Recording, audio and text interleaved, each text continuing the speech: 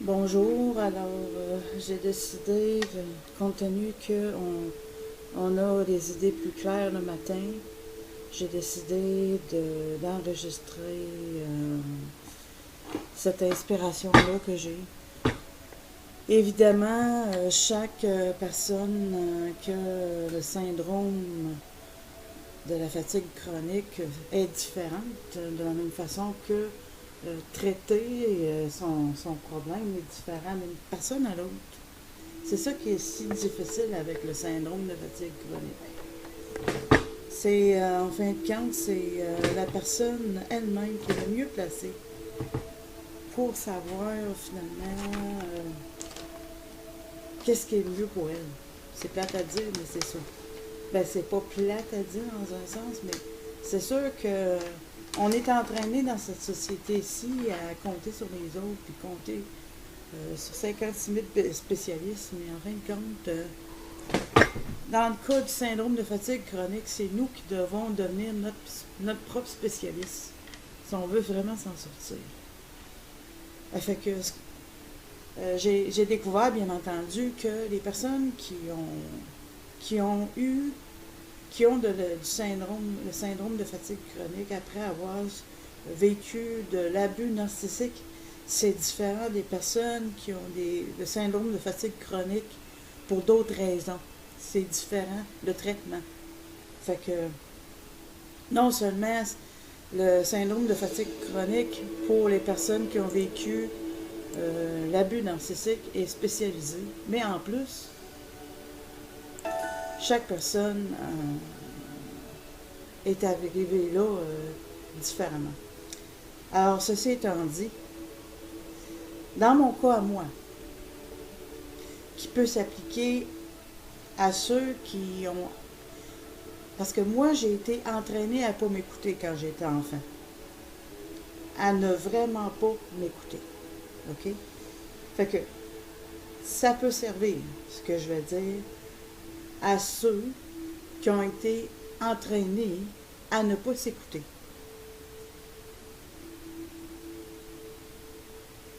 Quand ils étaient enfants. Ça fait que ma réalisation est ceci, c'est que j'ai vécu différents traumas. Bien entendu, mon but n'est pas de parler de moi-même parce que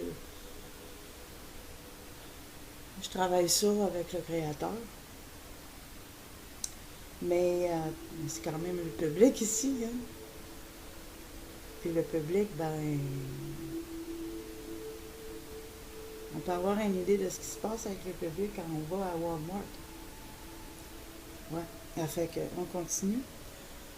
Fait que je vais juste parler de ce qu'il peut être utile et non pas parler vraiment personnellement de mon cas. Alors, j'ai subi trauma par-dessus trauma, différents traumas. Ce qui a fait qu'éventuellement, je me suis vraiment choquée. Hein. Puis le problème, c'est que c'est dans cette société, ce ne sont pas les abuseurs, les pervers narcissiques qui payent la facture de l'abus, mais les victimes. Hein, c'est ça. C'est en fait, excuse-moi pour le bruit, c'est parce que ma chatte, elle vient chercher ses petites tentations. Puis je l'empêche pas de le faire.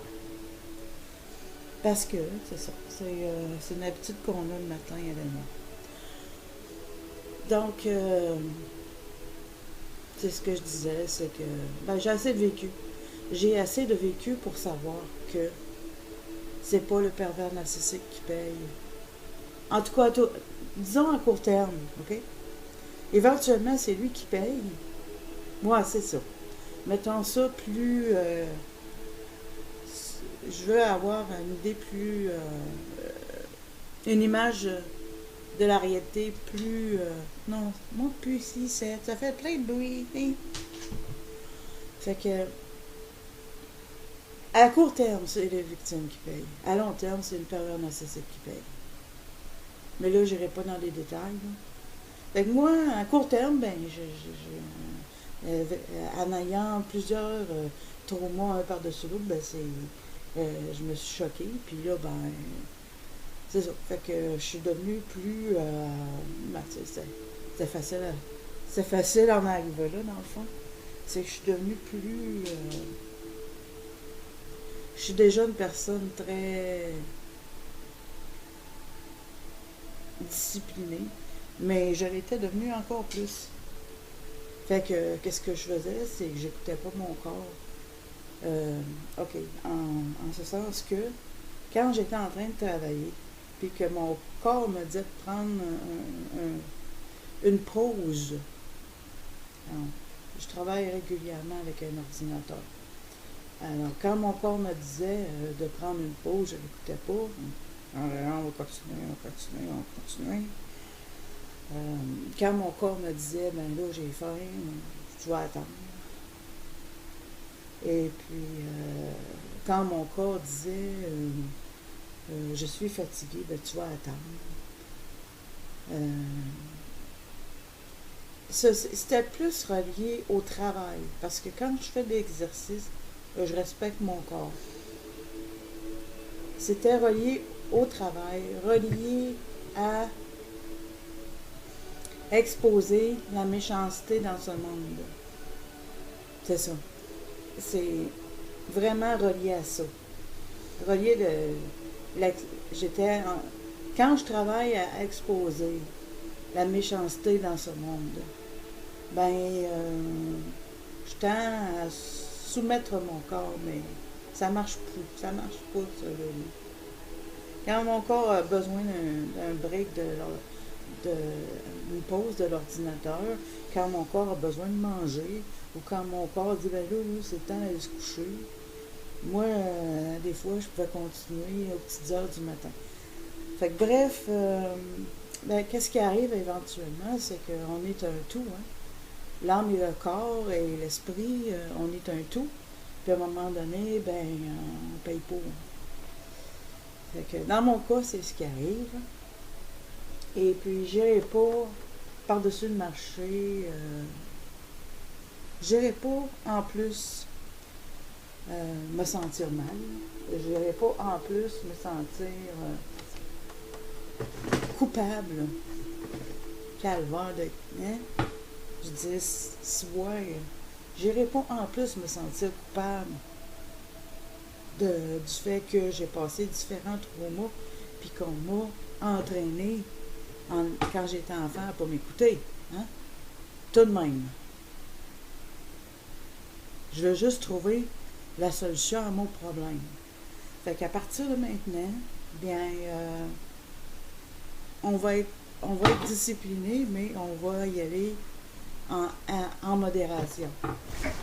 C'est-à-dire que je vais écouter mon corps quand je travaille.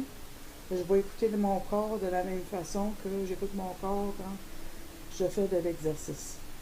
Et puis là, ben, ma chatte est vraiment en manque de tentation, fait que là, elle tourne autour. Puis je lui permets d'être sur mon bureau de travail. Parce que c'est ma douceur de vivre, ma chatte. C'est mon infirmière, c'est mon assistante, c'est mon assistante administrative, et puis c'est mon infirmière. Fait que je lui permets. D'ailleurs, c'est ça, on n'a pas un gros appartement, fait que je lui permets d'aller où ce qu'elle veut. Évidemment que le bureau de travail, c'est permis. La table de dîner, c'est pas permis, mais le bureau de travail, c'est permis. Fait que c'est. En tout cas, je vais tout de même. Pas tout de même. Je perds rien à essayer de respecter ce que mon corps me dit. Parce que je trouve ça intéressant de considérer le corps comme une gestalt. C'est que quand il y a quelque chose qui ne fonctionne pas à une place, ben, ça ne fonctionne pas ailleurs. Puis c'est comme, parce on est en 3 dimensions, fait que si ton corps ne fonctionne pas bien, parce que tu le respectes pas, ben là, à ce moment-là, il y a d'autres aspects qui vont ne pas fonctionner aussi. Fait que, c'est l'esprit, l'âme et le corps, n'est-ce pas? Fait que si je veux m'améliorer sur tous les plans, ben à ce moment-là, parce que la fatigue chronique, ça affecte tout.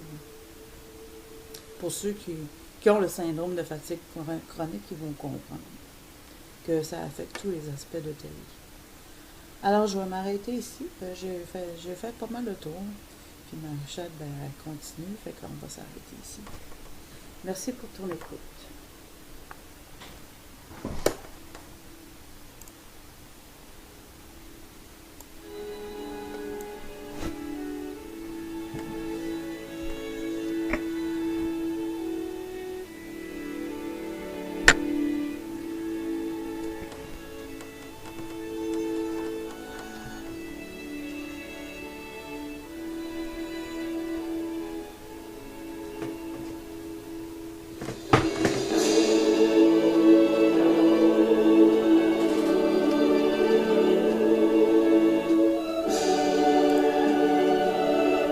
OK, écoute bien ça. Là, je viens de vraiment bien saisir la situation.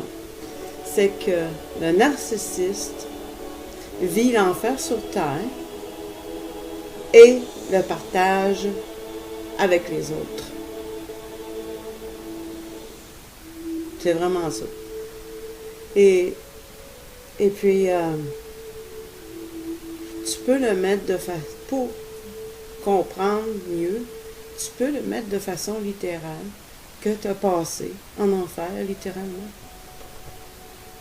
Je sais, ça peut paraître fou, mais si tu suis mon raisonnement, tu vas comprendre que c'est loin de l'être. Puis ça peut te libérer. En tout cas, moi, ça me libère. Alors, j'explique comment je suis libérée. C'est qu'en fin de compte,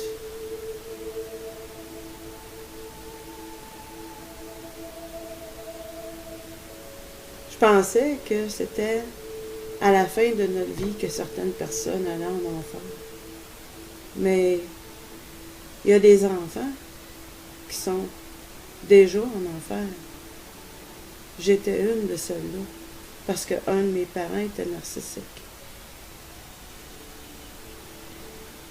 Pour ceux qui ont vécu véritable abus narcissique en enfance, ils vont comprendre. Et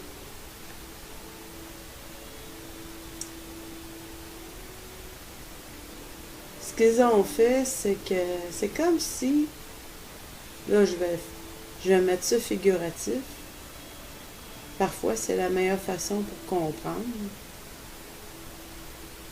C'est comme si ils avaient ouvert ton cerveau et puis que là, ils avaient inséré l'enfer.